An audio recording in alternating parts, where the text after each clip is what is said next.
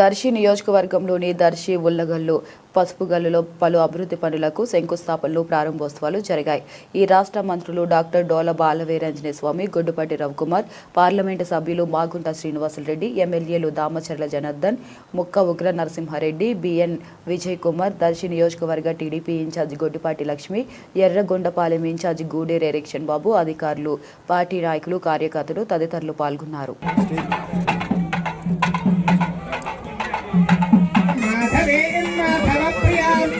लक्ष्मीं प्रियसखीं देवीं नमामच्युतवल्लभां भयोत्फलाय विद्महे सर्वसिद्धिं धीमहि केतुर्भान्तकृत् कारुण्यमेभ्योऽनुधात्याय प्रियन्द्रासरति दीक्षमायुः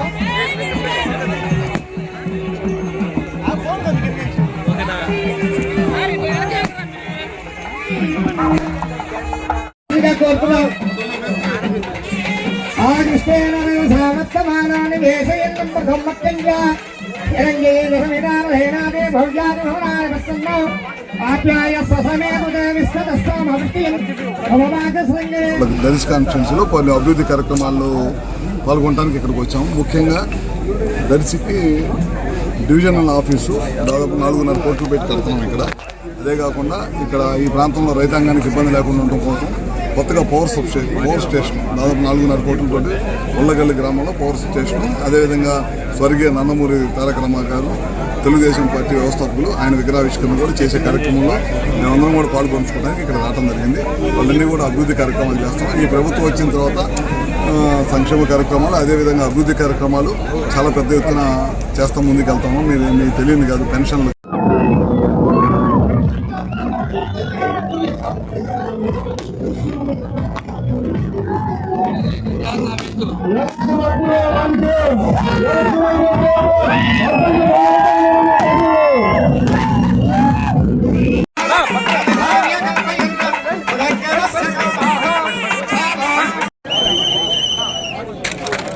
27 కోట్ల రూపాయలు రుణాలను 274 గ్రూపులకు 27 కోట్ల రూపాయల రుణాలను మంజూరు చేసి జరిగింది. 6 నెలల్లో మీకు అందిస్తాము. ఈ ప్రాంత రైతాంగానికి ఇబ్బంది లేకుండా ఉండాలనేది ఈ సబ్స్టేషన్ ఒక ముఖ్య ఉద్దేశం. అట్లా మనకు దర్శిలో డి ఆఫీస్ కావాలని, బిల్డింగ్ కావాలన్నారు. 4 కోట్లు పెట్టి శాంక్షన్ చేశాము. ఇప్పుడే చెప్పాను, కాంట్రాక్టర్ కూడా వచ్చాడు. 6 నెలల్లో కట్టి బిల్డింగ్ లో పనులు జరగాలి. అందరూ అక్కడి నుంచి ఖచ్చితంగా అది కూడా చేపిస్తాను. దాంతోపాటు వాళ్ళ ఒక మంచి కార్యక్రమం, స్వర్గీయ నందమూరి తారక రామారావు గారు మన మధ్య నుంచి దూరం అయ్యి దాదాపు 30 సంవత్సరాలు ఆయన విగ్రహాన్ని వాళ్ళ మేమందరం కూడా కలిసి వచ్చి ప్రారంభించుకోవడం జరిగింది. ఎన్టీఆర్ అంటే తెలియని వాడు ఈ ప్రపంచంలో లేడు. ఎందుకంటే వాళ్ళ రోజులు చూస్తున్నాం మనం. ఆస్తులు కాపాడుకోవడానికి పార్టీలు పెట్టే వాళ్ళు ఉన్నారు, కానీ ఆ రోజు తెలుగువాడు ఆత్మగౌరవాన్ని కాపాడటానికి పెట్టిన పార్టీయే తెలుగుదేశం పార్టీ. అది ప్రతి ఒక్కరు కూడా గుర్తుంచుకోవాలి. ఇవాళ పార్టీలు ఏముంది, వాళ్ళు ప్రతి ఒక్కరు దొంగ పనులు చేయటం, దొంగ పనులు చేయటం, పార్టీలు పెట్టడం ఇవాళ వేరు. ఆ రోజు ముఖ్యమంత్రి అంజీ గారికి అవమానం జరిగిందని చెప్పి, తెలుగుడికి ఈ గౌరవం లేదా అని చెప్పి, తెలుగుడికి గుర్తింపు లేదా అనే ఉద్దేశంతో వాళ్ళు పార్టీ పెట్టడమే కాకుండా ఆ రోజు అందరూ నవ్వారు. సినిమాలు చేసుకునేకి రాజకీయం తెలిసింది. రాజకీయ రంగంలో కానీ, సినిమా రంగంలో కానీ ఎన్టీఆర్ పోటీ ఎవరు లేని అలాంటి గొప్ప వ్యక్తి ఎన్టీఆర్ అన్నమాట. తర్వాత రాజకీయాల్లో రావటం, ₹2 కిలో బియ్యం ఇవ్వటం, అది ప్రపంచంలోనే ఎక్కడ ఎవరు చేయలేదు. ₹2 కిలో బియ్యం అంటే ఆ రోజుల్లో. ఇవాళ కూడా ఆ కార్యక్రమం 40 సంవత్సరాల తర్వాత కూడా ఆయన కార్యక్రమం కొనసాగిస్తున్నాం అంటే ఆ రోజు పెట్టిన ₹2 కిలో బియ్యం అనేది ఎంత బ్రహ్మాండమైన కార్యక్రమం చూడండి. ఇల్లు ఇచ్చారు, కార్యక్రమం చేశారు. మహిళలకు ఆస్తుల్లో సమాన హక్కు కార్యక్రమం చేశారు. ఇందాక మన స్వామి గారు విజయ్ కుమార్ అన్నట్లు ఇవాళ గురుకుల పాఠశాలలో పిల్లలు చదువుకుంటున్నారంటే ఆ రోజు స్వర్గీయ నందమూరి తారక రామారావు తీసుకొచ్చిన కార్యక్రమం.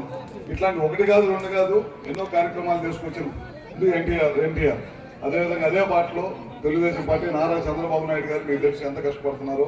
ఆయన పార్టీ ఆయన చేతిలోకి వచ్చిన తర్వాత ఏ విధమైన సంక్షేమ కార్యక్రమాలు చేసిన సంగతి కూడా మనందరూ తెలిసిందే. నదులు అనుసంధానం చేశాడు ఆయన. ఫస్ట్ కృష్ణా గోదావరి, మీ అందరూ తెలుసుగా, కృష్ణా వాటర్ గోదావరి నీళ్ళని కృష్ణా డెల్టాకి తీసుకొచ్చిన ఏకైక వ్యక్తి ఎవరు ఉన్నారంటే చంద్రబాబు నాయుడు గారు.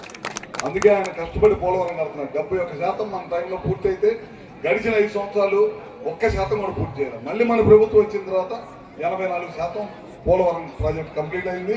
రాబోయే రోజుల్లో మనకు రాజధాని రాజధాని కూడా కంప్లీట్ అయింది ఎట్టి పరిస్థితుల్లో. గడిచిన 5 సంవత్సరాల రాజధాని రైతుల్ని మొత్తాన్ని సర్వనాశనం చేసి రాజధాని లేని రాష్ట్రంగా మిగిలించాడు. దేశం మొత్తం మీద ఎన్నో రాష్ట్రాలు ఉంటాయి. ఆంధ్రప్రదేశ్కి రాజధాని ఏదంటే ఎవరు చెప్పలేని పరిస్థితి తీసుకొచ్చి చాలా మంది క్విజ్కి వెళ్తున్నారంటే చిన్నపిల్లలు క్విజ్ పోటీలకి ఉండే కదా, వాటికి వెళ్తుంటే అందరు పిల్లలని అడుగుతుంటే మీ రాజధాని ఏది, మీ రాష్ట్ర రాజధాని ఏదంటే అందరు చెప్పుకుంటున్నారు. ఆంధ్రప్రదేశ్ రాజధాని అంటే మా పిచ్చి తొక్కులకు 3 పెట్టాడని చెప్పారు. అట్లా ఉంది మన రాష్ట్ర పరిస్థితి. అందుకనే చంద్రబాబు లాంటి వాడు మన రాష్ట్రానికి అవసరం. మీరు ఒకసారి ఇచ్చి ఒకసారి ఓడగొట్టున్నారు. ఈసారి కంటిన్యూగా చంద్రబాబు నాయుడు గారు కనుక ఉంటే కనుక రేపు ఈ తరం పిల్లలందరూ కూడా ఉద్యోగాలు చేస్తారు. లేకపోతే నేనైతే పరిస్థితి చూశారు కదా మన ఈ మధ్య ఏం చేస్తున్నారు వాళ్ళు. మన పార్టీ అధికారంలో ఉన్నప్పుడు ఏ రకమైన కార్యక్రమాలు చేస్తుంది, వాళ్ళ పార్టీ అధికారంలో ఉన్నప్పుడు ఏ రకమైన కార్యక్రమాలు చేస్తుందో మీరు ఒక్కసారి చూడండి. ఇవాళ కార్యక్రమాలు చూస్తుంటే నేను పల్నాడు ఇన్ఛార్జ్ మినిస్టర్ ఉన్నా, ఇవాళ పొద్దునే ఫోన్ వచ్చింది ఎక్కడో చనిపోయారు అట్లా.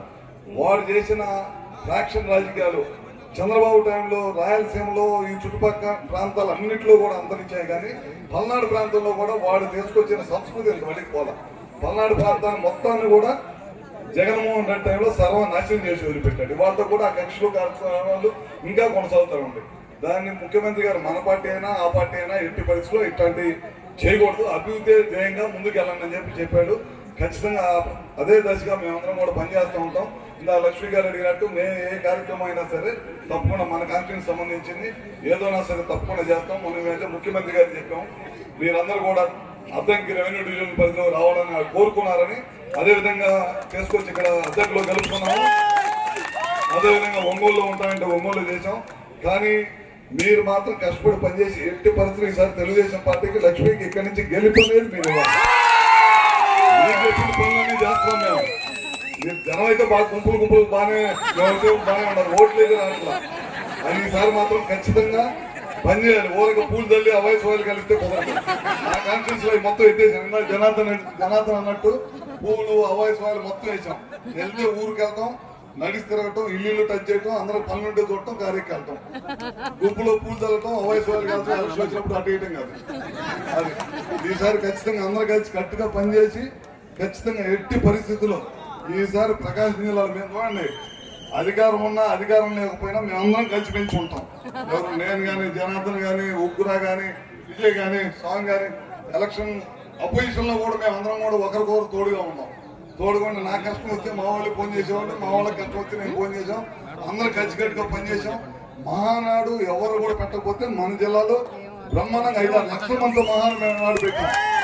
అంటే మేము ఏ విధంగా కలిసి కట్టుకుంటున్నాం. మీరు కూడా గ్రామాల్లో భేదాభిప్రాయాలు ఉంటాయి. ఒక కుటుంబంలో 4 ఉండేదంటే భేదాభిప్రాయాలు ఉంటాయి. పార్టీలో కూడా భేదాభిప్రాయాలు ఉన్నా సరే వ్యక్తిగత సమస్యలు తీసుకొచ్చి పార్టీని సర్వనాశనం చేయవాలి. అందరూ కూడా కలిసికట్టుగా పనిచేయండి. ఎట్టి పరిస్థితులు ఈసారి దర్శి వర్గం నుంచి మంచి మెజార్టీతో లక్ష్మిని కూడా గెలిపించాలి. అభివృద్ధి ఎట్టి పరిస్థితులు అభివృద్ధి ఉంటే అవన్నీ కూడా తప్పకుండా మేము కూడా మా వంతు సహాయ సహకారాలు అందిస్తామని చెప్పి కూడా మరొకసారి తెలియజేసుకుంటూ, దాదాపు మేము గంట నుంచి మాట్లాడుతున్నాం. అందరూ ఓపికగా ఎక్కడ కూడా చెక్కు చెదరకుండా అందరు గంట నుంచి వెళ్తా ఉన్నారు. ఎక్కువసేపు నేను చెప్పి మిమ్మల్ని ఇస్తాము. అందరూ కూడా బాగా పనిచేసి అందరూ కూడా కలిసికట్టుగా పనిచేసి తెలుగుదేశం పార్టీ అభివృద్ధికి చంద్రబాబు నాయుడు గారి కష్టం ఏ విధంగా రైతులంటూ పగలంటూ కష్టపడుతున్నారు మీరు చూస్తూ ఉన్నారు. ఇవాళ కూడా ఒక పెద్ద పెట్టుబడి తీసుకొచ్చారు గ్రీన్ హైడ్రోజన్ లో. అంటే కాకినాడలో దాదాపు 13,000 కోట్ల రూపాయలు పెట్టుబడి. ఎందుకు పెట్టుబడి తీసుకొస్తున్నారు మన రాష్ట్రానికి అంటే రేపు రాబోయే చదువుకునే పిల్లలు, ప్రతి వ్యవసాయ కుటుంబంలో కూడా చదువుకునే పిల్లలు ఉండాలి. వాళ్ళు కూడా ఉద్యోగాలు అవ్వాలి.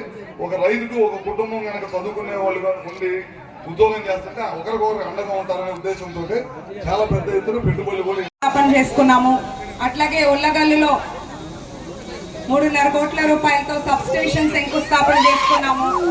అలాగే అన్న నందమూరి తారక రామారావు గారి విగ్రహావిష్కరణ చేసుకున్నాము.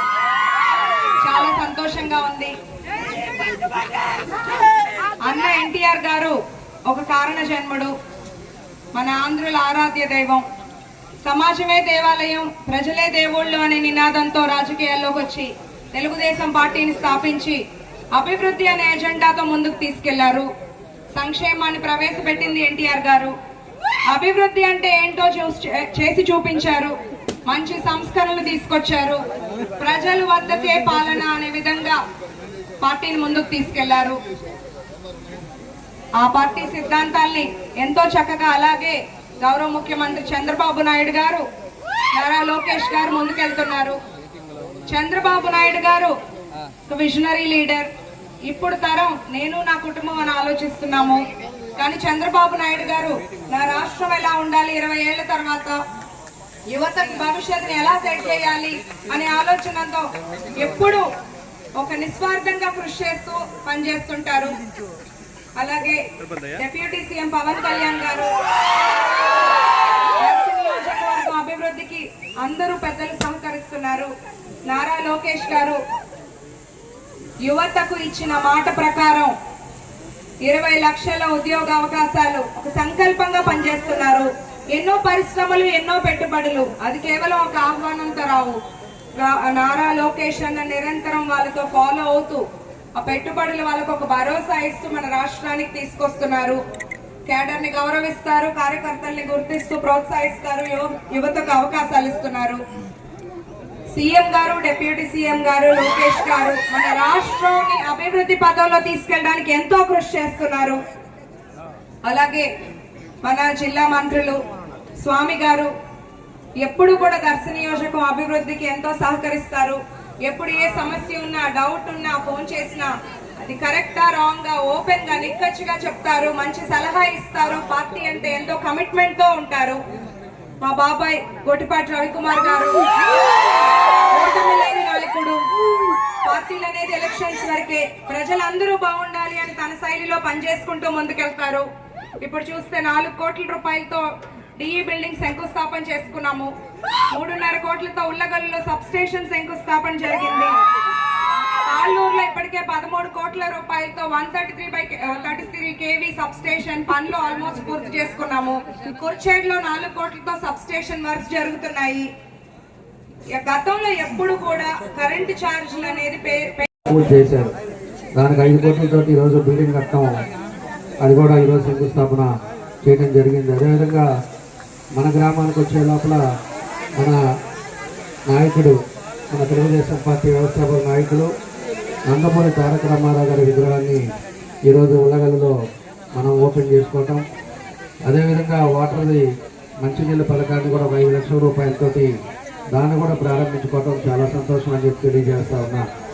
దాంతో ఒకసారి మనం ఆలోచించినప్పుడు ఎన్టీ రామారావు గారు అనేది ఒక యుగ పురుషుడు. ఆయన చేసిన పనులు ఈ రోజు కూడా 30 సంవత్సరాలు ఆయన చనిపోయిన తర్వాత కూడా అనేక పథకాలు, ఆయన ఇచ్చిన పథకాలు ఈరోజు కూడా అమలు పరుస్తున్నారంటే ఆయన ఆ రోజుల్లోనే ఏ చూపుతోటి ఈరోజు పార్టీని పెట్టి, అదేవిధంగా ఎంతోమంది పేద ప్రజలందరూ కూడా ఈరోజు ఆయన పెట్టిన పథకాలతో ఈరోజు అనేక పథకాలు ఈరోజు జరగటం అంటే అలాంటి మహానాయకుడు ఎన్టీ రామారావు గారు అని చెప్పి కూడా మేము తెలియజేస్తా ఉన్నాం. కాబట్టి మన గ్రామంలో అలాంటి విగ్రహాన్ని లేటుగా అయినా ఇప్పుడు పెట్టారు. ఎవరైనా కూడా ఏదైనా పని మీద పోయేటప్పుడు ఒకసారి ఆ విగ్రహాన్ని చూసుకొని కానీ మీరు కానీ వెళ్ళారంటే తప్పకుండా ఆ పని పూర్తయి మళ్ళీ ఇంటికి వస్తారని చెప్పి కూడా మీకు ఈ సందర్భంగా నేను తెలియజేస్తున్నాను. అలాంటి నాయకుడు ఎన్టీ రామారావు గారు అని చెప్పి కూడా నేను తెలియజేస్తా ఉన్నా. ఈరోజు ఉండే పరిస్థితుల్లో 5 సంవత్సరాలు మనం అందరూ కూడా కార్యకర్తలంతా కూడా కేసులు పెట్టారు, జైలుకి పంపారు, ఆస్తుల మీద పడ్డారు, అదేవిధంగా అనేక ఇబ్బందులు పెట్టారు. కాబట్టి మనకి 164 సీట్లు మన ఎన్డీఏ కూటమికి ఈరోజు మన ప్రభుత్వంలో ఈ 18 నెలల్లో అనేక అభివృద్ధి కార్యక్రమాలు కూడా మనం చేసుకుంటా ఉన్నాం. ఈరోజు పూర్తిగా రాష్ట్రంలో మన ప్రీతం నాయకులు చంద్రబాబు నాయుడు గారు వచ్చిన తర్వాత ఈరోజు ఎక్కడా కూడా గొడవలు లేవు, తగాదాలు లేవు, అదేవిధంగా ఆస్తి గొడవలు లేవు, కబ్జాలు లేవు. ఇవన్నీ అప్పుడు పాత టైంలో ఏవైతే ఉన్నాయో గంజాయి కానీ ఇవన్నీ కూడా ఈరోజు పూర్తిగా పోయి ప్రశాంతమైన వాతావరణంలో ఈరోజు రాష్ట్ర పరిపాలన జరుగుతుందని చెప్పి కూడా మేము తెలియజేస్తా ఉన్నాం. కాబట్టి ఈరోజు అభివృద్ధి అనేది ఒకటే మన ఎజెండా. తెలుగుదేశం అంటేనే అభివృద్ధి, అభివృద్ధి అంటేనే తెలుగుదేశం. మనం ఆ విధంగా తెలుగుదేశం వచ్చినప్పుడే ప్రతి గ్రామాల్లో కూడా అభివృద్ధి కార్యక్రమాలు జరుగుతాయి. అదేవిధంగా ఈరోజు మన దర్శిలో కూడా మన లక్ష్మీ గారు అయితే ఈ రోజుకి 18 నెలలు అయితే 200 కోట్ల రూపాయలు ఈ రోజుకి వరకు తీసుకొచ్చి అనేక కార్యక్రమాలు కూడా ఈరోజు లక్ష్మీ గారు చేస్తున్నారు. నేను ఎప్పుడైనా ఏదైనా పని మీద ఫోన్ చేస్తే కూడా లలిత్ గారికి కానీ మన లక్ష్మీ గారిని ఫోన్ చేస్తే ఎక్కడున్నారు అంటే దర్శి, ఎక్కడున్నావు అంటే దర్శి, ఎప్పుడు చూసినా దర్శిలోనే ఉంటా, మీ మధ్యలో ఉంటా, ఎప్పుడు ప్రతి కార్యక్రమానికి ఏది పిలిస్తే దానికి ఎక్కడి నుంచి అయినా కూడా మీ దగ్గరికి వచ్చి తిరగటం ఆమె ఎంత కష్టపడుతుందో మేమంతా కూడా చూస్తున్నామని చెప్పి కూడా నేను తెలియజేస్తున్నా. కాబట్టి పోయినసారి చిన్న పొరపాటు, చిన్న మెజారిటీ తోటి లేటుగా టికెట్ ఇచ్చినా కూడా మీ కృషితోటి చిన్న మెజారిటీ తోటి ఓడిపోవడం జరిగింది. ఈసారి మంచి మెజారిటీ, జిల్లాలోనే హైయెస్ట్ మెజారిటీ మన దర్శిలో రావాలి. ఇందాక మన ఉగరాజు చెప్పినట్టు ఎమ్మెల్యేలు కాకుండానే ఆమె ఎంత కష్టపడుతుందంటే నిజంగానే ఎమ్మెల్యే అంటే ఇంకా ఎన్ని నిధులు తీసుకొచ్చేది, ఎన్ని కార్యక్రమాలు చేసేది, ఎన్ని ఉండేది అనేది కూడా మీరు ఆలోచించుకోవాలని చెప్పి కూడా మీకు తెలియజేస్తా ఉన్నాం. కాబట్టి ఎప్పుడు కూడా మంచి వాళ్ళకి, మీ దగ్గర అందుబాటులో ఉండే వాళ్ళకి, మీకు ఏది కావాలంటే అది పనిచేసే వాళ్ళని మీరు గుర్తుపెట్టుకోవాల్సిన అవసరాలు ఉన్నాయి. ఎన్నికలు వచ్చినప్పుడు మనకేం గొడవలు వస్తాయి, ఊర్లో పెత్తనాలు వస్తాయి, ఇలాంటివి వచ్చేదని ఒకరు భేదాలు పెట్టుకొని ఏదో విధంగా ఇబ్బందులు వస్తాయి. పోయిన తర్వాత మళ్ళీ బాధపడతాం, అయ్యో ఇంకా నా 5,000 ఓట్లు వచ్చుంటే ఈరోజు మన ఎమ్మెల్యే ఉండేవాడు కదా అని. అలాంటి పరిస్థితులు రాకూడదు. రేపు లోకల్ బాడీ కూడా ఉన్నాయి. మీ అందరూ కూడా సీరియస్గా లోకల్ బాడీ ప్రతి పంచాయతీ గెలవాలి, ఎంపీటీసీలు గెలవాలి. అదేవిధంగా మన దర్శిలో కూడా పోయినసారి ఎన్నికలప్పుడు ఏ విధంగా మన మున్సిపాలిటీ కొట్టామో మీ అందరికీ కూడా తెలుసు. మనం ఆ రోజు పరిస్థితుల్లో ఎన్ని ఇబ్బందులు ఉన్నా కూడా ప్రజలు ఒక పక్షాన వచ్చి ఆ రోజు మున్సిపాలిటీ